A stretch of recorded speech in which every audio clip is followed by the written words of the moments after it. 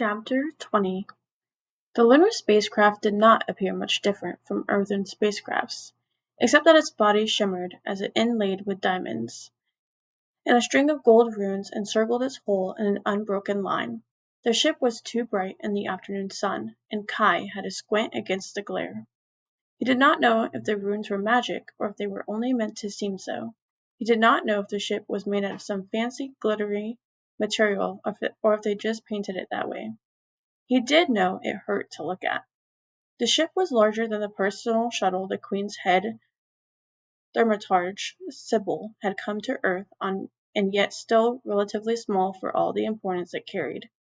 Smaller than most passenger ships, and smaller than any cargo ship Kai had seen. It was a private ship, meant only for the Lunar Queen and her entourage. The ship landed without a jolt. Heat rose up from the concrete in blistering waves. The fine silk of Kai's shirt was clinging to his back, and a trickle of sweat had begun down his neck. In the evening the welcome pad would be sheltered by the palace's stone walls, but now it was under full assault by the late August sun. They waited. Torn, at Kai's side, did not fidget. His face was impassive, expectant. His calmness only unsettled Kai even more.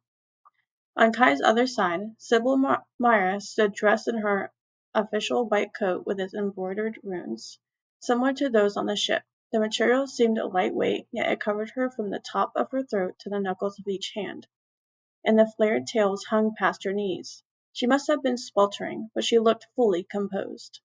A few steps behind her stood the blonde guard, hands clasped behind his back. Two of Kai's own royal guards stood at either side of the platform. That was all. Levana had insisted that no one else greet her at the pad. Kai dug his nails into his palms in an attempt to keep the sneer from his face, and waited while the heat plastered his bangs to his forehead. Finally, when the Queen seemed to have grown tired of making them suffer, the ramp of the ship descended, revealing silver-furnished stairs. Two men alighted first, both tall, both muscular. One was pale with wildly unkempt orange hair, and was dressed in the same warrior-like body armor and weaponry that Sybil's guard wore. The other man was dark as the night sky, with no hair at all, and wore a coat like Sybil's, with its bell sleeves and embroidery. His, however, was crimson, announcing that he was beneath Sybil, a second-tier thaumaturge. Kai was glad he knew enough about the lunar court to recognize that, at least. He watched the two men as they surveyed the pad, the surrounding walls, and the assembled group with stoic expressions before standing to either side of the ramp. Sybil sinked forward. Kai swallowed, a breath of stifling air. Queen Levana appeared at the top of the stairs. She still wore her long veil, blindingly bright beneath the relentless sun. Her white dress whispered around her hips as she glided down the steps and accepted Sybil's hand. Sybil dipped to one knee and touched her forehead to her queen's knuckles. Our separation was insufferable. I am pleased to be in your service once more, my queen. Then she stood and with a single graceful motion lifted the veil back from Levana's face. The hot air caught in Kai's throat, choking him. The queen paused just long enough to seem as though she was letting her eyes adjust to the bright daylight of Earth. But Kai suspected she really just wanted him to see her. She was indeed beautiful, as if someone had taken the scientific measurements of perfection and used them to mold a single ideal specimen. Her face was slightly heart-shaped, with high cheekbones barely flushed. Auburn hair fell in silken ringlets to her waist, and her embellished ivory skin shimmered like mother-of-pearl in the sunshine. Her lips were red, looking like she drunk a pint of blood. A chill shook Kai from the inside out. She was unnatural. Kai risked a glance at Torn and saw that she held Levana's gaze without outward emotion. Seeing his advisor's resolve sent a jolt of determination through Kai, reminding himself that it was only an illusion. He forced himself to look at the queen again, her onyx eyes glittering as they swept over him. "Your Majesty," Kai said, holding a fist to his heart, "it is my greatest honor to welcome you to my country and planet." Her lips curled, a sweetness lit up her face, an innocence to match a child's. It unsettled him. She did not bow or even nod, but instead held out her hand. Kai hesitated, staring at the pale, translucent skin, wondering if if just touching her was all it would take to destroy a man's mind. Bracing himself, he took her hand and brushed a quick kiss against her fingers. Nothing happened. Your Highness, she said in a lilting voice that thrummed against Kai's spine, it is my greatest honor to be thus welcomed.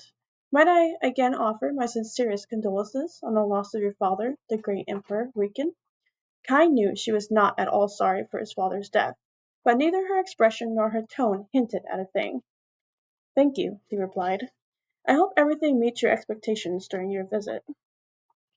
I look forward to the Eastern Commonwealth's famed hospitality. Sybil stepped forward, eyes respectfully averted from Queen Lavanna. I inspected your quarter myself, my queen. There are subpar to our accommodations on Luna, but I think they will be adequate. Lavanna did not acknowledge her thaumaturge, but her gaze softened and the world changed. Kai felt that the ground lurched beneath him, that the air had been sucked from the earth's atmosphere, that the sun had gone black, leaving the ethereal queen the only source of light in the galaxy. Tears pricked the back of his eyes. He loved her. He needed her. He would do anything to please her. He jabbed his fingernails into his palms as hard as he could, nearly yelping from the pain, but it worked. The queen's control disintegrated, leaving only the beautiful woman, not the desperate adoration of her.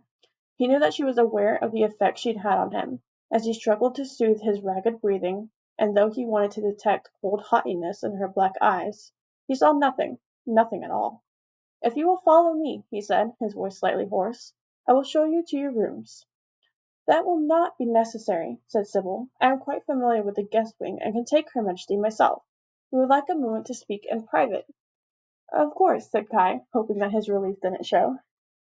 Sybil led the way, the second thaumaturge and the two guards marching behind.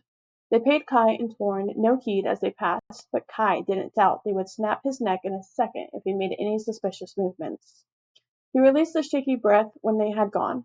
Did you feel her? He asked, barely above a whisper. Of course, said Torin. His eyes were drawn to the ship, but he could have been staring at Mars for all the focus in his eyes. You resisted her well, your highness. I know it was difficult. Kai brushed his hair off his forehead, seeking a breeze, any breeze, but it didn't come. It was so hard. It was only for a moment. Torin's eyes met his. It was one of the few times Kat had seen true sympathy in that gaze. It will get harder. End of chapter 20.